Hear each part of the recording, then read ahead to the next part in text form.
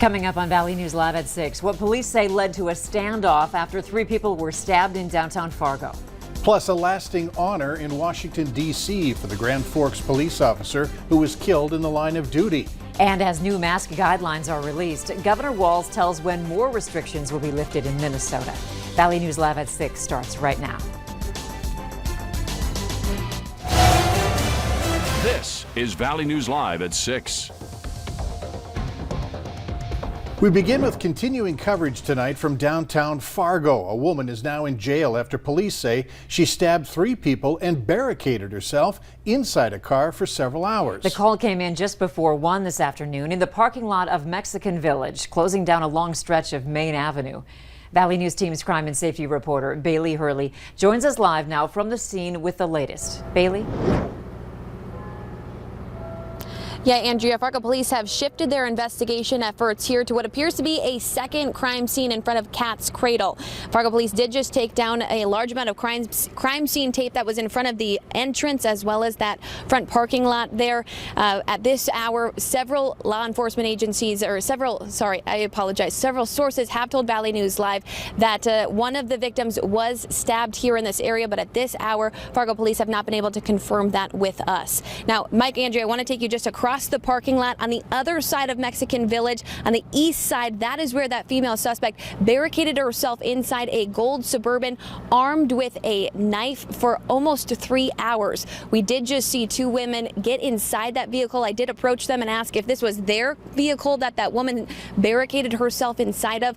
However, they did not want to make any comment. At this hour, all we know is that those 3 victims did sustain non-life-threatening injuries. Fargo police also say that both that female suspect as well as all of the officers here did not sustain any injuries during this incident either. At this hour, we do not know what led up to the stabbing. That's also a question that Fargo police say they're still trying to piece together right now. They say that they do hope to release more information as well as that suspect's name later this evening. Live in downtown Fargo tonight, Bailey Hurley, Valley News Live.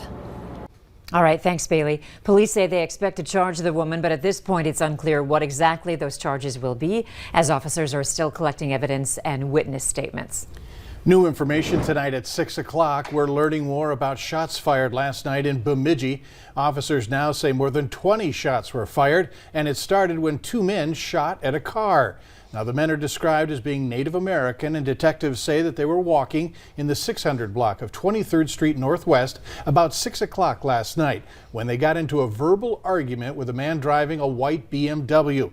The driver of that car says they started shooting at his vehicle, causing him to crash into a pole. The 2 potentially are armed and dangerous suspects and still are on the loose. You are asked to contact law enforcement if you have any information. A 32-year-old woman is pleading guilty to murdering a teenager from Northwood, North Dakota. Samantha Wilson pleaded guilty in court today to manslaughter and contact by bodily fluids for the January 2020 shooting incident that killed 15-year-old Jonah Borth. According to court records, Wilson will spend 20 years in prison with 5 years of supervised probation. She must register as an offender against children. Couldn't shake the clouds today, which provided us with scattered showers and some breezy conditions. Let's find out from Hutch what's in store for us tonight. Hutch? Mike, thanks so much. As we take a look at the satellite and radar, we have a fair amount of cloud cover across the area and spotty showers across western Minnesota with 1 or 2 rumbles of thunder in northwest Minnesota, but the real activity off to the Red River Valley and points west. Western parts of Cass County near the Buffalo area down towards Enderlin, seeing some showers and thunder showers. These are progressing from south to north. So hit and miss showers here in the Fargo area is still possible, but there's a more solid line of showers, heavy, moving out of Stutzman County towards Valley City. These are about an hour out, and down in Dickey County, some rumbles of thunder and lightning. No severe weather is expected from these, but brief heavy rain that's much needed for the area is making its way in. Look at the line of thunderstorms developing from near Langdon through western parts of Grand Forks County. Temperatures are cool where the rain is happening, but still near 70. We'll have details on more showers and thunderstorms that will track these and talk about tomorrow's here in a minute. All right, thanks, Hutch. Last year, a Grand Forks police officer was killed in the line of duty while helping with an eviction notice. Now, Officer Cody Holte's name is etched in stone at the Law Enforcement Memorial in Washington, D.C. Valley News Live D.C. reporter Kristen Casper brings us more from Washington during National Police Week. Tragedy struck the Grand Forks Police Department last May when 29-year-old Officer Cody Holte was killed by gunfire, assisting sheriff deputies serving an eviction notice. Ultimately, there was a pretty intense firefight within that apartment. One deputy was wounded and Officer Holte was killed. Holte was a 3-year member of the department and a National Guardsman. Lieutenant Derek Zimmel reflects on Holte's sense of humor, his dedication to his young family and the community. His entire life was about service. And one of the quotes that's attributable to him is he served so others wouldn't have to. Now Holte is being honored nationally during Police Week. He's just the second officer in Grand Forks PD history to be lost in the line of duty and memorialized here. This year, the names of 394 law enforcement officials have been added to this memorial here in Washington, D.C. It's part of a modified police week due to lingering COVID-19 restrictions. Traditionally, thousands descend on Washington mid-May to pay tribute to fallen officers from across the country.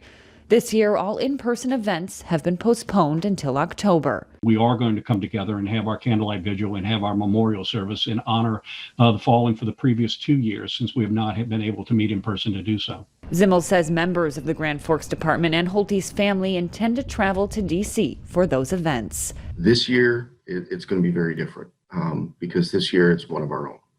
In Washington, Kristen Casper, Valley News Live. Grand Forks police officer Robert Martin, who died in a motorcycle crash in 1966, is also named on the memorial. North Dakota Congressman Kelly Armstrong took part in the Back the Blue event in Washington, placing a wreath by the engraving that honors Officer Cody Holte.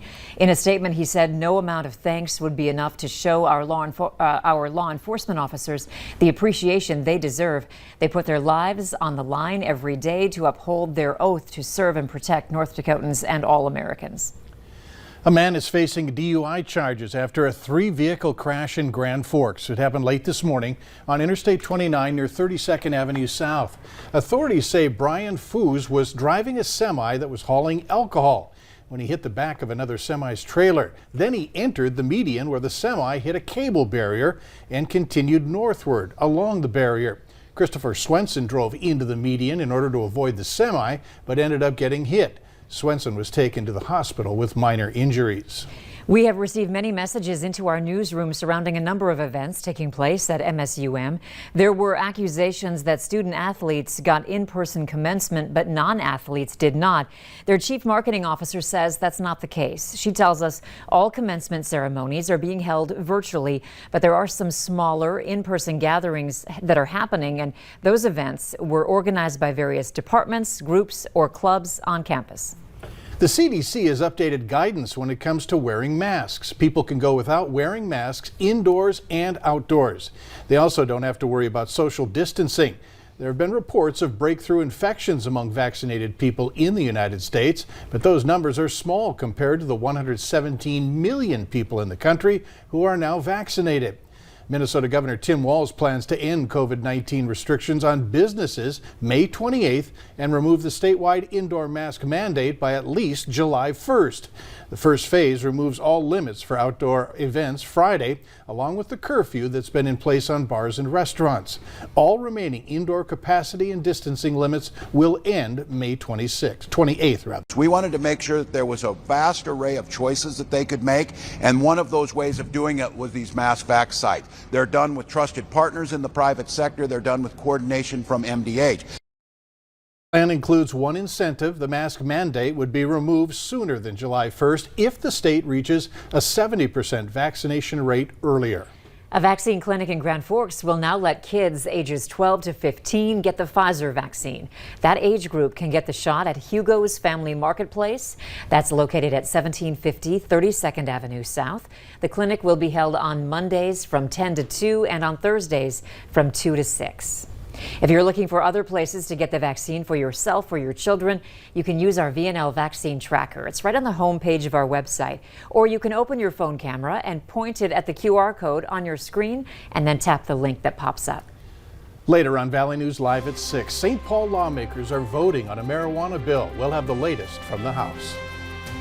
This afternoon has brought a few showers and rumbles of thunder. Here's a look into Grand Forks earlier this afternoon. More showers in your forecast for tonight and Friday. Hour by hour details are coming up next.